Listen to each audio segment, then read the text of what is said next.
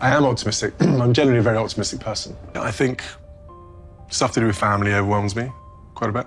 L'annonce fut un véritable coup de tonnerre. Quelques instants auparavant, la Grande-Bretagne profitait d'un après-midi ordinaire quand soudain, en quelques phrases, le palais confirma une nouvelle que personne ne voulait entendre. La nouvelle concernant le prince William se répandit à une vitesse fulgurante, ébranlant non seulement la famille royale, mais aussi le cœur même de la nation. Pour un pays si habitué à son calme et à sa présence rassurante, cette annonce soudaine fut comme un effondrement. Le communiqué officiel du palais était bref et d'une retenue presque douloureuse, mais chaque mot pesait lourd. Il indiquait que le prince de Galles traversait une épreuve incroyablement difficile et profondément personnelle, et qu'il demandait le respect de la vie privée de sa famille pendant ce temps passé ensemble. Ces quelques lignes au ton impeccable mais chargées de sous-entendus ont déclenché une vague d'émotions à travers la Grande-Bretagne et au-delà. En quelques minutes, les écrans de télévision diffusaient en direct les dernières nouvelles, les réseaux sociaux débordaient d'incrédulité et les animateurs radio peinaient à contenir leurs émotions. Même les présentateurs de la BBC et de Sky News s'interrompaient en plein milieu de leurs phrases, la voix empreinte de compassion, le regard trahissant, le choc d'une nation qui avait toujours considéré William comme inébranlable. Devant Buckingham Palace, une foule commença à se former avant le coucher du soleil. Certains portaient des fleurs, d'autres se tenaient silencieux, l'Union Jack pliée sous le bras. L'atmosphère était étrangement familière, rappelant le deuil silencieux qui avait jadis empli ses grilles après la mort de la princesse Diana. Mais cette fois, ce n'était pas la perte que l'on ressentait, mais une profonde tristesse collective, la reconnaissance que même le futur roi, si calme et si dévoué, restait humain. Partout dans le pays, cafés, écoles et bureaux bruissaient de murmures. Les usagers des transports en commun consultaient leurs téléphones incrédules. « Il a toujours été le plus fort », confiait une commerçante londonienne, la voix tremblante. « C'est lui qui a maintenu la famille unie depuis la mort de la reine. » Ces paroles faisaient écho à un sentiment qui se répandait rapidement au sein de la population, si même le prince William était en difficulté. Qu'est-ce que cela révélait de la pression qui pesait sur ses épaules et par extension sur la monarchie moderne elle-même? À l'intérieur du palais, l'atmosphère était bien plus sombre. Les assistants arpentaient les couloirs en silence, ne répondant qu'aux appels essentiels. Des sources évoquaient un brouillard émotionnel, planant sur Kensington Palace un mélange d'épuisement, d'anxiété et de crainte de l'avenir. Les membres du personnel tenus au silence travaillaient jour et nuit pour gérer le flot de demandes d'informations provenant des réseaux internationaux. Les équipes de communication du palais avaient pour consigne d'éviter toute spéculation et de privilégier l'empathie. Pourtant, derrière ces messages maîtrisés se cachait une profonde tristesse. Les proches de William savaient qu'il ne s'agissait pas d'une simple tension passagère, mais de quelque chose de bien plus profond qui s'était accumulé pendant des années sous la pression incessante des devoirs royaux, du regard constant du public et des attentes personnelles. En début de soirée, les principales chaînes de télévision ont diffusé une couverture en continu. L'image du palais de Buckingham sous un ciel londonien gris et pluvieux dominait tous les écrans. Les caméras zoomaient sur les grilles en fer noir où des bougies vacillantes apparaissaient au milieu de bouquets de fleurs et de petits mots manuscrits. L'un d'eux disait simplement « Tu as toujours été là pour nous, William. Maintenant, c'est à notre tour d'être là pour toi. » Les personnalités politiques ont rapidement exprimé leur soutien. Le Premier ministre a présenté ses plus sincères condoléances à son Altesse royale et à toute la famille royale en ces moments difficiles. Les dirigeants du Canada et de l'Australie ont fait écho à ce sentiment, soulignant les décennies d'engagement public et humanitaire du prince William. Même des personnalités internationales, des sénateurs américains aux chefs d'État européens, ont tenu à exprimer leur sympathie, témoignant de l'écho mondial que suscite le deuil au sein de la famille la plus médiatisée du Royaume-Uni. Le moment choisi pour cette annonce était on ne peut plus choquant. Après des mois de stabilité au sein de la famille royale, la Grande-Bretagne commençait enfin à retrouver un semblant de normalité. La santé du roi s'était améliorée après les inquiétudes précédentes, ses apparitions publiques étaient bien accueillies et la notoriété grandissante du prince William symbolisait la continuité après la mort de la reine. Puis soudain, tout a basculé. Ce n'était pas la première fois que la famille royale était prise au dépourvu par une crise, mais celle-ci était différente. Il ne s'agissait ni de scandale, ni de politique, ni de devoir. Il s'agissait de quelque chose de profondément humain, la pression des attentes faisant vaciller l'image de perfection royale. Les analystes de la BBC et d'ITV News ont noté le ton inhabituel du palais, aucune esquive, aucune allusion vague à du repos ou à des examens médicaux. Au contraire, l'expression profondément personnelle et difficile suggérait une lutte intérieure, un sujet que la monarchie avait rarement abordé aussi ouvertement. À la tombée du soir, un silence étrange s'installa dans les espaces publics de toute la Grande-Bretagne. Devant le château de Windsor, un petit groupe s'était rassemblé bougie à la main et chantait doucement « God Save the King ». la voix brisée par les sanglots, comme s'il s'agissait d'une prière pour une famille qui semblait avoir subi une énième épreuve. Les commentateurs ont rapidement établi un lien entre ce moment et le débat mondial plus large sur la santé mentale, un sujet que William et Kate défendent depuis longtemps. Ironie douloureuse, le prince qui avait consacré des années à encourager les autres à demander de l'aide était désormais confronté à une épreuve si grave qu'elle exigeait une reconnaissance publique. Et pourtant, au milieu de toute cette douleur, la réaction du pays a eu un effet d'unité discret. Le public, souvent divisé sur les questions politiques ou sociales, a retenu son souffle collectivement. Comme le disait un titre, The Crown retrouve son humanité. Pour une monarchie qui avait enduré des siècles de scandales de guerre et de défaites, cette crise a révélé quelque chose de bien plus intime. Un rappel que la force n'est pas l'absence de douleur, mais le courage de l'affronter. Au lever du soleil le lendemain matin, la Grande-Bretagne semblait sombrer dans un deuil collectif. Les premiers journaux télévisés diffusaient une musique lente et solennelle, celle qu'on réserve habituellement aux cérémonies de deuil national. Les journaux affichaient en une unique image le prince William, le regard baissé, saisi dans un moment de vulnérabilité lors d'un récent engagement. Sous la photo, un seul mot, chagrin. Des foules s'étaient rassemblées toute la nuit devant Buckingham Palace, Kensington Palace et le château de Windsor. Nombre d'entre elles étaient venues déposer des fleurs ou allumer des bougies en silence sous la brune fine qui s'abattait sur Londres. Au lever du soleil, les grilles étaient couvertes de messages manuscrits. « Toujours fort, William. Tu nous as portés, maintenant laisse-nous te porter. » La scène ravivait de douloureux souvenirs des funérailles de la princesse Diana des décennies plus tôt, le même mélange de recueillement, d'incrédulité et de chagrin. Pour les Britanniques plus âgés, c'était un sentiment de déjà-vu. Pour les plus jeunes, une leçon d'histoire qui leur apparaissait soudainement. La BBC a diffusé en direct du palais de Kensington et a décrit la foule comme remarquablement paisible, unie par l'empathie plutôt que par le spectacle. Les journalistes ont remarqué que même des touristes avaient installé leurs caméras et se tenaient en silence comme s'ils assistaient à une veillée nationale. De l'autre côté de l'Atlantique, les chaînes américaines se sont emparées de l'information et l'ont placée à la une. Le membre de la famille royale le plus médiatisé au monde est confronté à une tempête privée, a déclaré un commentateur de CNN saisissant parfaitement le paradoxe. Sur les réseaux sociaux, la réaction a été massive. Des hashtags comme #PrayForWilliam et #WithYouWills sont devenus viraux dans le monde entier. En quelques heures, des célébrités, des personnalités du sport et même des dirigeants du monde entier ont rejoint la conversation. Elon Musk a publié un rare message de soutien sur Twitter qualifiant William de « homme de grande classe » dans un monde chaotique. Le Premier ministre canadien Justin Trudeau l'a décrit comme l'incarnation du service. Et sous chaque publication, des milliers de citoyens ordinaires ont laissé des commentaires exprimant leur amour et leur espoir. Mais sous l'élan de sympathie, une peur se faisait sentir. Une question qui circulait à voix basse lors des dîners et sur les forums, que s'est-il passé exactement? Le silence du palais alimentait les spéculations. Était-ce un problème de santé? Une affaire familiale? Le poids d'années de service incessant? Faute de réponse, l'histoire prenait des proportions démesurées, éclipsant la vérité. Les analystes mettaient en garde contre un vide informationnel où l'empathie risquait d'être supplantée par les rumeurs. Mais chose inhabituelle cette fois-ci, la presse à sensation s'est abstenue. Le Daily Mail, souvent connu pour son sensationnalisme, a exhorté ses lecteurs à laisser au prince le temps de se remettre. Le Guardian a salué cette rare retenue comme un signe de maturité nationale. Même les humoristes américains de fin de soirée d'ordinaire si sarcastiques ont évité l'humour. « Ce film n'a rien de drôle », a déclaré un présentateur de CBS. Quoi qu'il se passe, il est clair que cet homme qui souffre depuis l'enfance souffre à nouveau, et c'est peut-être une expérience que tout le monde peut comprendre.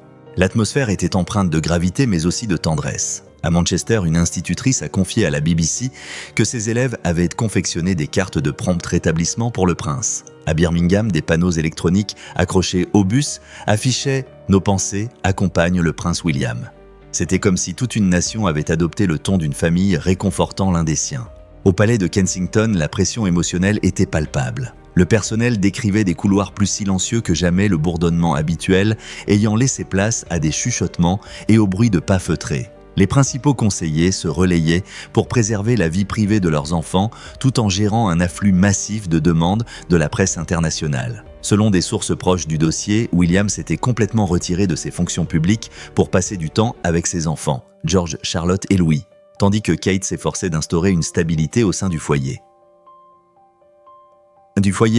On raconte que le soir de l'annonce, William arpenta seul les jardins du palais, tentant de comprendre l'ampleur de ce qui venait de se produire. Pour lui, le plus dur n'était pas la critique publique, Mais la prise de conscience que le monde qu'il avait passé des décennies à humaniser le percevait désormais comme vulnérable. Pour un homme élevé dans l'idéal du calme, cette révélation de sa vulnérabilité était à la fois terrifiante et libératrice. Le lendemain, les principaux journaux européens ont relayé l'information. Le quotidien allemand, Die Welt, titrait « Le futur roi est au plus bas de son humanité ». Le quotidien français, Le Monde, comparait cette ouverture à celle du premier règne du roi Charles Ier lorsque la sincérité émotionnelle avait commencé à remplacer le stoïcisme royal. Parallèlement, les chaînes de télévision américaines inscrivaient l'événement dans le débat mondial sur la santé mentale, un sujet particulièrement poignant compte tenu de l'engagement personnel du prince William à travers la campagne Heads Together, qu'il a cofondée pour déstigmatiser les troubles émotionnels. L'ironie de la situation n'a échappé à personne.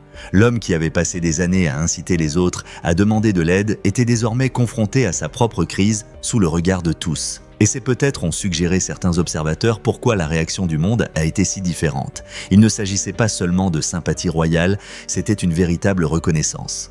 Le combat de William reflétait un sentiment universel, l'épuisement professionnel, la pression et le poids invisible du pouvoir dans une période tumultueuse. La monarchie, institution souvent critiquée pour son détachement, semblait soudain d'une familiarité douloureuse. Le spectacle de personnes de toute classe sociale, banquiers et chauffeurs de bus, enseignants et retraités, côte à côte, unis par une empathie partagée, révélait une vérité silencieuse en fin de compte, couronne et titre pâlissent face à la réalité de la souffrance humaine. Tard dans la soirée, alors que la pluie laissait place à une douce neige sur Londres, un message fut projeté en une lueur bleue sur les grilles de Buckingham Palace. « Nous sommes avec vous, Wills ». La foule applaudit discrètement, certains essuyant leurs larmes. À cet instant, dans la lueur des bougies et le crépitement des appareils photos, l'histoire transcenda la monarchie. Elle devint quelque chose de plus grand, le témoignage de la façon dont la vulnérabilité d'un homme avait uni toute une nation, ne serait-ce que pour une nuit éphémère. Derrière la façade impeccable du palais de Kensington, la réalité était bien plus fragile que le public ne pouvait l'imaginer. Pendant des années, le prince et la princesse de Galles avaient su trouver l'équilibre parfait entre leurs obligations royales et une vie de famille normale, des apparitions soignées, des déclarations publiques mesurées et de brefs moments d'humanité qui rappelaient à tous pourquoi ils étaient si admirés. Mais cet équilibre était désormais brisé. À l'intérieur du palais, point de cérémonie, point de calme idyllique, seulement des voix étouffées, des yeux rougis et le poids d'une famille qui luttait pour rester unie.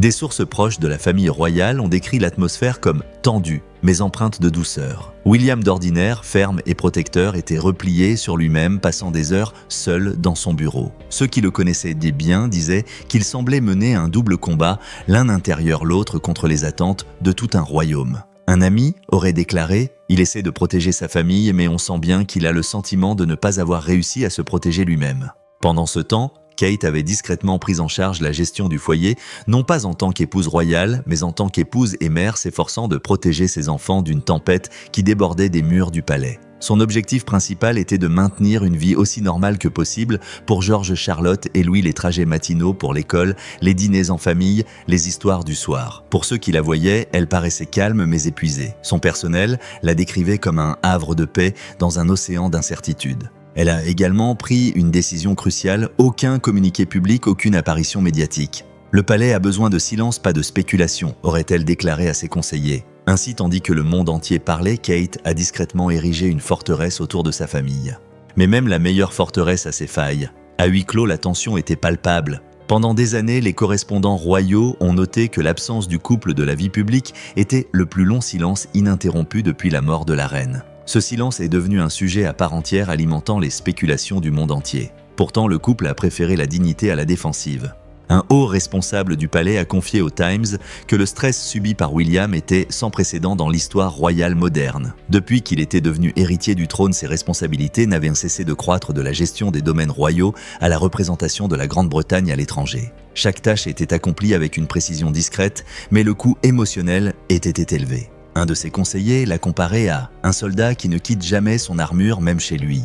Ce n'était pas une exagération. Depuis la mort de sa mère, William avait été conditionné à afficher une force apparente à faire preuve de maîtrise malgré la douleur. Pourtant, ses proches affirment que l'année écoulée a été particulièrement éprouvante. Entre les problèmes de santé de son père, la tension médiatique constante et la pression croissante de la modernisation au sein de la monarchie, il avait atteint son point de rupture. « Il n'est pas faible », expliquait un ami proche. « Il est simplement humain. Le problème, c'est que l'humanité n'est pas chose facile quand le monde vous perçoit comme un symbole. Le roi, pleinement conscient de la vulnérabilité de son fils, l'aurait exhorté à se retirer de ses fonctions royales, une suggestion qui a stupéfié la famille royale. Selon des sources proches du dossier, Charles aurait rappelé à ses conseillers que la couronne ne doit jamais passer avant l'homme. Ce fut une manifestation d'émotion inhabituelle de la part du monarque, révélant qu'il prenait conscience du prix que des années de stoïcisme avaient coûté à la famille. Ceux qui ont assisté à ces conversations entre le père et le fils les ont décrites comme calmes mais empreintes d'émotion, marquées par la conscience partagée que l'histoire se répétait, l'ombre de Diana planant à nouveau sur son fils aîné. Au milieu des turbulences qui agitaient la famille royale, les parents de Kate Carroll et Michael Middleton sont devenus les plus proches alliés de William. Selon des amis, le prince a passé les dernières semaines dans leur maison du Berkshire en quête de la chaleur et de la stabilité que la vie au palais ne pouvait lui offrir. Pour William, les Middleton représentaient ce que les Windsor n'avaient jamais vraiment connu, la normalité. Les tasses de thé et les longues promenades avec ses enfants lui offraient un répit bienvenu loin des gros titres et du rythme effréné de ses obligations. Bien que le public ait été largement tenu à l'écart, il a ressenti la gravité de la situation. Les sondages YouGov ont révélé une sympathie massive, près de 80% des Britanniques étaient d'accord pour que la famille royale bénéficie de l'intimité et du temps nécessaire pour se remettre. Les commentateurs ont noté que cette manifestation de compassion marquait un tournant dans la relation entre la Grande-Bretagne et la monarchie, moins une question de vénération, plus une question d'empathie. Pourtant, l'avis n'était pas unanime. Certains critiques ont remis en question la pertinence du silence prudent du palais à l'ère numérique. Là où l'information s'arrête, les spéculations commencent, a déclaré un historien de la famille royale à BBC Radio 4. Néanmoins, la majorité estimait que cette fois-ci, il n'incombait pas au public d'exiger des réponses, mais de créer un espace de dialogue.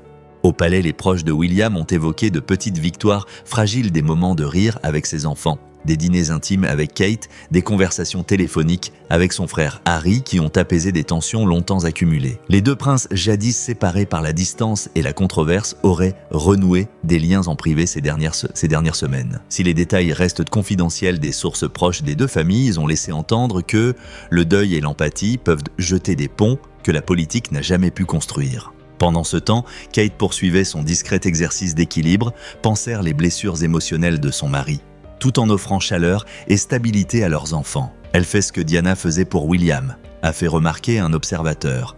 Elle les protège du monde, même si elle souffre intérieurement. Au fil des jours, le palais devint un peu plus calme et la presse un peu moins harcelante. Les fleurs devant Kensington commencèrent à se faner, mais de nouvelles apparaissaient chaque jour. Petit rappel coloré que le public n'avait pas oublié. Pour William, ces fleurs devinrent un signe silencieux de soutien. Il les aurait regardées un soir depuis son bureau et aurait murmuré « Elles ne me connaissent même pas, mais elles se soucient de moi ». Et c'était peut-être là le nœud du problème.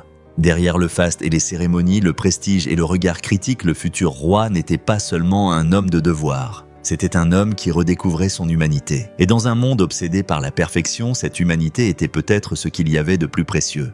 La vérité profonde derrière le combat du prince William ne résidait pas dans un seul moment dramatique, mais dans des années de pression qui ont lentement érodé sa sérénité. Pour la plupart des gens, il était l'héritier calme et serein, la présence inébranlable aux côtés de son père, l'avenir assuré de la monarchie. Mais ceux qui le connaissaient personnellement décrivaient une réalité différente, un homme accablé par le double fardeau de son héritage et des attentes modernes. L'image idyllique de la vie royale, si souvent projetée sur les Windsor, avait toujours été trompeuse. Derrière chaque cérémonie, chaque sourire se cachait un équilibre constant entre devoir public et équilibre personnel. William peinait depuis quelque temps à trouver cet équilibre. Son emploi du temps était devenu infernal, actions caritatives internationales, sommets environnementaux, visites d'État et le poids émotionnel de représenter la stabilité dans un monde post-élisabétain. Chaque apparition exigeait de la perfection. Chaque mot était scruté à la loupe. Et s'il avait depuis longtemps accepté cette surveillance constante comme faisant partie intégrante de sa fonction, cela lui laissait peu de temps pour le repos ou la réflexion.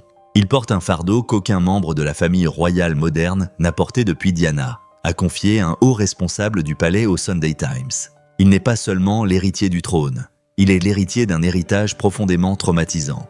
Cet héritage l'a toujours hanté. L'image d'un garçon de 12 ans marchant derrière le cercueil de sa mère reste l'une des scènes les plus inoubliables de Grande-Bretagne, le silence, la tête baissée, la mer de fleurs s'étendant à perte de vue jusqu'à Westminster. Le traumatisme de ce jour, comme l'ont depuis longtemps souligné les biographes royaux, a profondément marqué le monde émotionnel de William. La mort de sa mère lui a appris à quelle vitesse l'amour public pouvait se muer en ingérence. Et aujourd'hui, des décennies plus tard, ce souvenir le hante à nouveau la crainte que l'histoire ne se répète, que sa douleur personnelle ne soit une fois de plus consumée par la soif de sensationnalisme du public.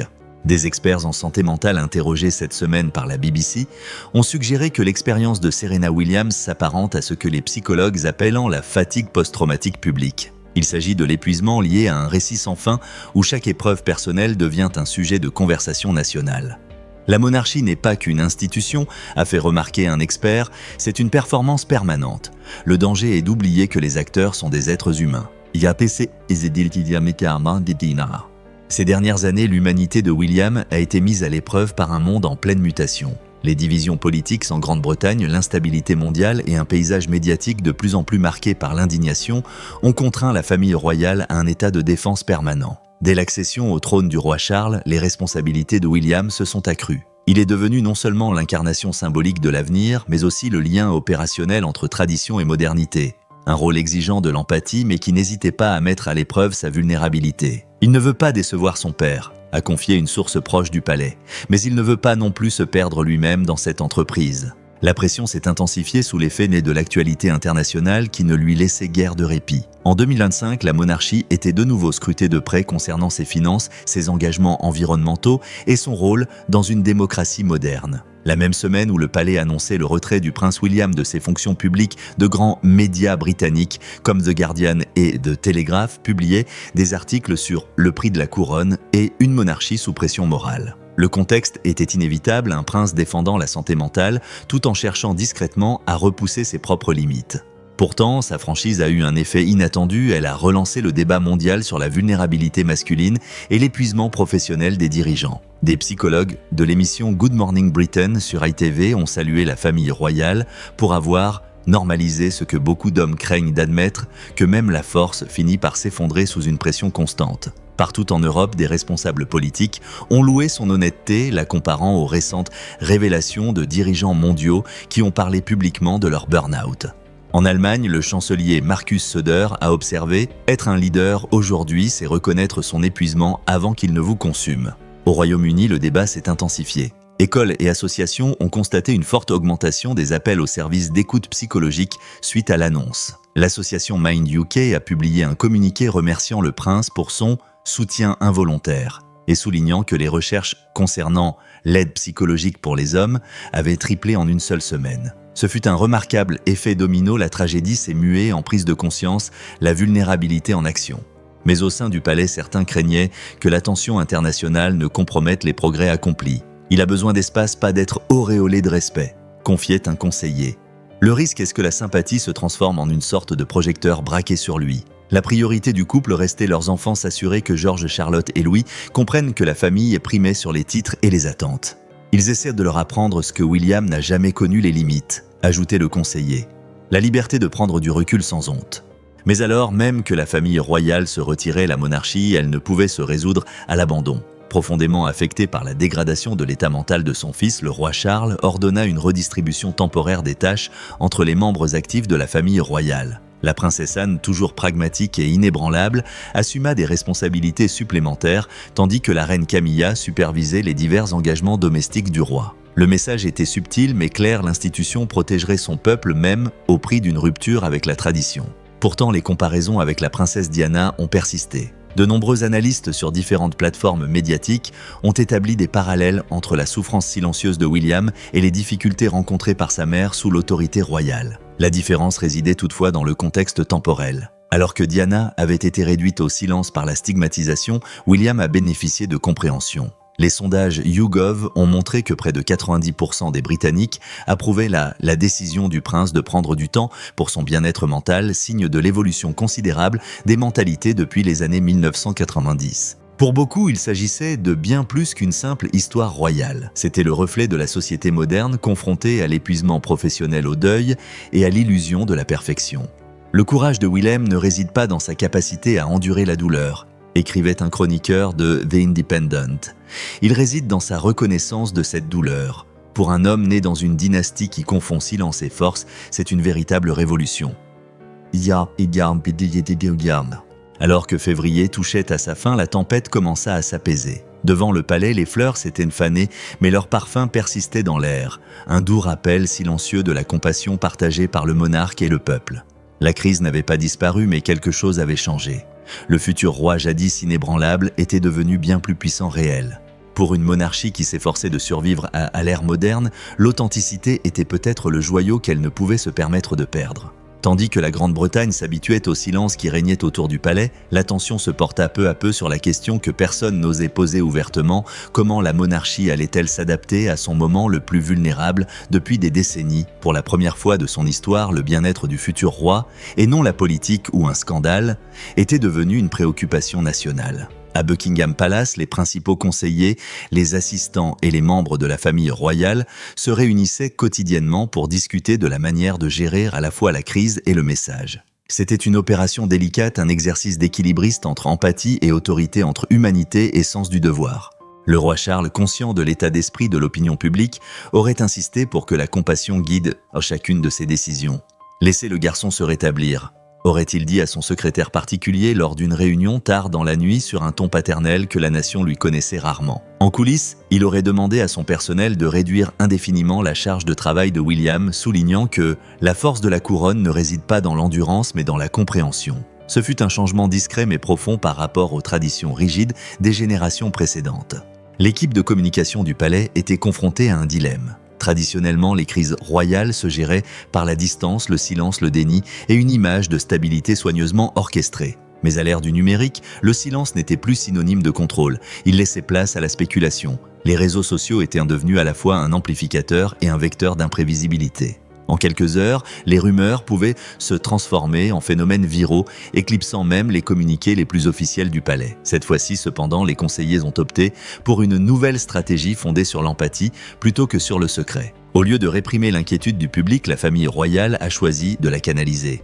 Un nouveau communiqué diffusé par le palais de Kensington remerciait les citoyens pour leur bienveillance et leur compréhension indéfectible, et soulignait que le prince se concentrait sur sa famille, sa santé et les responsabilités qu'il reprendrait en temps voulu. Le message était chaleureux, mesuré et profondément humain, un ton en parfaite adéquation avec les campagnes que William menait depuis des années en faveur de la santé mentale et de la transparence émotionnelle. La réaction fut massive. Les principaux journaux ont salué la décision. Le Times l'a qualifiée de « leçon magistrale de communication royale moderne », tandis que le Guardian a loué sa sincérité, affirmant qu'elle montrait que la monarchie comprend enfin que la vulnérabilité n'est pas un obstacle à la force. Pour la première fois, la famille royale ne se contentait pas de répondre à l'opinion publique, mais y était en phase. Pendant ce temps, le roi Charles et la reine Camilla ont discrètement assumé certains engagements prévus pour le prince William. Le roi s'est rendu à Manchester pour rencontrer des victimes des inondations, où il a évoqué avec douceur l'importance de la compassion dans les moments difficiles,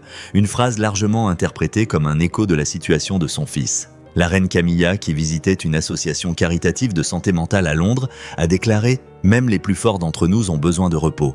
Le courage est souvent plus discret qu'on ne le pense. » Ces paroles sont devenues virales en quelques heures, suscitant l'admiration sur les réseaux sociaux. Au sein du palais, William et Kate ont suivi de près ces événements, bien que de loin. Des amis du couple ont confié à ITV que le prince était profondément touché par l'immense bienveillance du public et de la presse. Cela a changé sa vision du monde, a révélé un proche. Pendant des années, il a cru que le public ne l'aimait que lorsqu'il était parfait. Maintenant, il découvre qu'on l'aime pour ce qu'il est. Alors que le pays continuait de se rallier derrière le futur roi, le débat s'est éloigné des simples rumeurs royales. Les commentateurs de BBC Newsnight et de Sky ont commencé à relier cet épisode à une réflexion sociétale plus large. Les pressions auxquelles William était confronté, affirmait-il, reflétaient celles ressenties par de nombreuses personnes, l'épuisement professionnel, la lassitude et les attentes impossibles de la vie moderne. Sa décision de se retirer loin d'être un signe de faiblesse avait ouvert la voie à un débat national sur la résilience émotionnelle.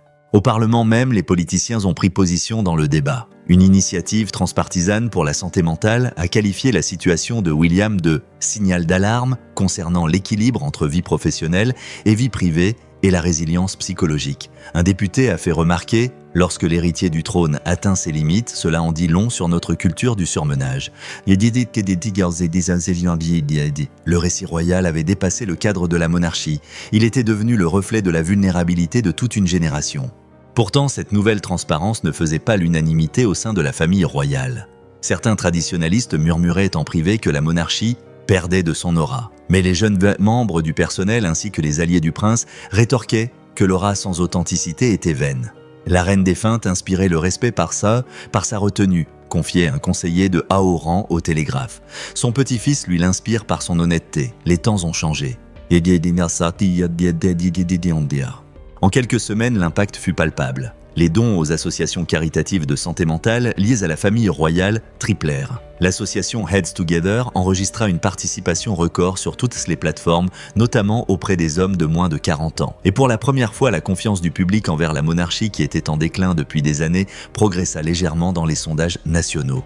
En privé, le roi Charles a exprimé à la fois son soulagement et sa fierté. Un ami proche du monarque a déclaré au Sunday Express « Il ne voit pas cela comme un scandale, mais comme une prise de conscience. La monarchie évolue sous nos yeux et cela se fait à travers son fils. » Malgré les progrès et les éloges, William restait discret. De temps à autre, des photos de lui paraissaient dans la presse à sensation, le montrant en voiture dans Windsor ou en promenade avec ses enfants. Chaque image était analysée à la recherche d'indices sur son rétablissement. Les observateurs constataient invariablement la même chose. Son attitude était plus douce, son regard plus distant, mais sa main était toujours entrelacée avec celle de Kate. Leur union était discrète, forgée non par le faste et les cérémonies, mais par une résilience partagée. À bien des égards, ce dont la Grande-Bretagne a été témoin était plus qu'un simple rétablissement, c'était un renouveau. Une monarchie apprenant enfin à diriger non seulement par le cérémonial, mais aussi par la compassion. L'institution qui avait survécu aux guerres, aux divorces et aux scandales était désormais confrontée à une question plus profonde, les limites de l'endurance humaine. Et comme l'écrivait un chroniqueur de The Independent, si cette famille royale peut apprendre à guérir au grand jour, peut-être que la Grande-Bretagne le peut aussi. La tempête qui avait jadis menacé de déstabiliser la couronne avait au contraire mis à nu son cœur. Et au sein de ce cœur, une force nouvelle, plus discrète, plus humble et profondément humaine, commençait à se dessiner. Les semaines passèrent, et le choc initial laissa place à une réflexion sereine. La Grande-Bretagne n'avait pas seulement vu une famille royale souffrir. Elle avait aussi assisté à l'évolution d'une institution. Tandis que la lumière printanière filtrait à travers les grilles de Kensington Palace, les journalistes qui campaient autrefois devant espérant un scandale parlaient désormais de guérison. Le discours avait changé. La crise qui avait jadis semblé déstabiliser la monarchie était devenue un catalyseur d'empathie tant au sein du palais que dans tout le pays. Le prince William restait à l'écart de la vie publique, mais son absence n'était plus synonyme de mystère. Il était compris, accepté et même respecté. Les petites informations, qu'il passait du temps dehors avec ses enfants, qu'il faisait de longues promenades près d'Anmer Hall ou qu'il lisait au coin du feu le soir, étaient perçues non comme des ragots, mais comme des signes de rétablissement. Pour la première fois dans l'histoire royale moderne, la nation semblait accepter l'idée qu'un monarque puisse être tout simplement humain. Au sein du palais, une atmosphère de vulnérabilité mêlée de détermination planait encore. Kate, désormais considérée par beaucoup comme le pilier émotionnel de la famille, continuait de guider discrètement. Son souci de préserver une vie normale pour les enfants avait incarné une forme de leadership bienveillant que les commentateurs qualifiaient de révolution silencieuse au sein de la monarchie. Chaque petit geste, emmener les enfants à l'école, une sortie en famille, même un simple signe de la main aux passants, revêtait une signification symbolique. Elle était devenue le lien stable entre les attentes royales et la vie quotidienne, incarnant précisément les valeurs que la couronne cherchait désormais à projeter: compassion, sérénité et authenticité. Le roi Charles, observant la situation depuis Sandringham et Windsor, a reconnu que la monarchie traversait une transformation générationnelle. Dans une correspondance privée avec ses conseillers, il aurait qualifié cette situation de « humiliation nécessaire ». Pour lui, cet épisode aussi douloureux fut-il avait contraint la famille royale à affronter son plus grand défi depuis la mort de Diana. Non pas la survie politique, mais la pertinence émotionnelle. Le roi allait collaborer étroitement avec l'équipe de William afin de repenser le fonctionnement de la vie royale une fois que son fils aurait repris ses fonctions, moins d'engagement, des pauses plus longues et un soutien psychologique intégré au sein du palais. Ce changement s'inscrivait dans un mouvement culturel plus large en Grande-Bretagne. Des journaux comme The Guardian et The Telegraph ont commencé à publier des éditoriaux sur l'ère de l'empathie, une renaissance sociétale où la compassion devenait une pratique courante. Même les chefs d'entreprise et les politiciens ont salué la transparence de la famille royale comme un signe que la résilience émotionnelle n'était plus tabou. La BBC a organisé des débats télévisés sur la manière dont les institutions des administrations aux hôpitaux pouvaient s'inspirer de cette transparence retrouvée de la monarchie sans compromettre leur professionnalisme. La conversation a également fait le tour du monde. Aux États-Unis, des défenseurs de la santé mentale ont salué le silence de Williams paradoxalement comme un acte de militantisme. Parfois, le choix du silence est la prise de position la plus forte, écrivait un chroniqueur du Washington Post. Parallèlement, les médias allemands et scandinaves ont fait l'éloge du modèle Windsor moderne et l'ont opposé aux monarchies européennes plus anciennes encore prisonnières d'un protocole rigide. Pour une famille autrefois accusée de froideur émotionnelle, les Windsor étaient devenus malgré eux des symboles de courage émotionnel. Pourtant, la situation à Kensington Palace restait incertaine. Des conseillers travaillaient à préparer le retour de William, un retour axé moins sur les cérémonies et davantage sur l'engagement. Sa première apparition provisoirement prévue pour le début de l'été devrait être consacrée à l'initiative de santé mentale Heads Together qu'il a cofondée. Lorsqu'il prendra la parole à nouveau, a confié une source proche du palais au Sunday Times, il ne s'agira pas d'un devoir mais d'humanité. Kate, toujours attentive aux nuances, a encouragé cette approche. Il est temps de redéfinir le service, aurait-elle confié à un proche collaborateur. Non pas comme une présence constante, mais comme une présence significative. Ces mots reflétaient une philosophie discrète profondément ancrée au sein de l'institution, une philosophie qui privilégiait l'empathie à l'endurance, l'humain à la performance. Les données d'opinion publique reflétaient ce changement. Un sondage YouGov montrait une hausse de 20 points de l'approbation des efforts de modernisation de la famille royale et près de 90% des Britanniques soutenaient la décision de Williams de se retirer. Les jeunes générations, autrefois les plus sceptiques à l'égard de la monarchie, ont commencé à manifester un respect renouvelé. Des extraits d'anciens discours de Williams sur la santé mentale ont refait surface sur TikTok et Instagram, accompagnés de légendes telles que « Maintenant nous comprenons ce qu'il voulait dire ». La tragédie avait humanisé une dynastie. Et pour une nation lasse des divisions, elle offrait quelque chose de rare, une grâce collective. Les commentateurs ont comparé ce moment à une pause nationale, un rappel que le leadership et la vulnérabilité peuvent aller de pair. La monarchie n'a pas faibli, écrivait un chroniqueur. Elle a retrouvé son âme. Dans des moments plus calmes, selon ses proches, William méditait précisément sur cette idée. La douleur, lorsqu'elle est affrontée ouvertement, peut transformer non seulement une personne, mais une institution entière. Il s'est mis à écrire discrètement, consignant ses réflexions sur la paternité, le service et le poids des attentes. Il pense à long terme, a confié un ami. Il souhaite que ses enfants héritent non seulement de la couronne, mais d'une version plus saine de celle-ci. À la fin du printemps, les jardins du palais de Kensington étaient de nouveau en fleurs. Les mêmes grilles jadis envahies par les personnes en deuil étaient désormais ornées d'une nouvelle vie tulipe jonquille et galets peints à la main déposés par des écoliers avec des messages tels que « Prenez soin de vous, prince William ». La nation n'avait pas oublié sa douleur, mais l'avait au contraire transformée en empathie collective. Ainsi l'histoire royale prit un tournant. Du choc au deuil, du silence au renouveau, la crise qui menaçait de définir le futur roi avait au contraire redéfini la monarchie elle-même. Dans un monde où les institutions flanchent souvent sous le feu des critiques, les Windsor avaient accompli un acte remarquable, ils avaient choisi d'évoluer non par la force mais par l'humilité. À l'approche de l'été, alors que circulaient les rumeurs d'un retour discret de William, un titre a parfaitement résumé l'esprit de cette nouvelle ère, un futur roi non pas intouchable mais inébranlable.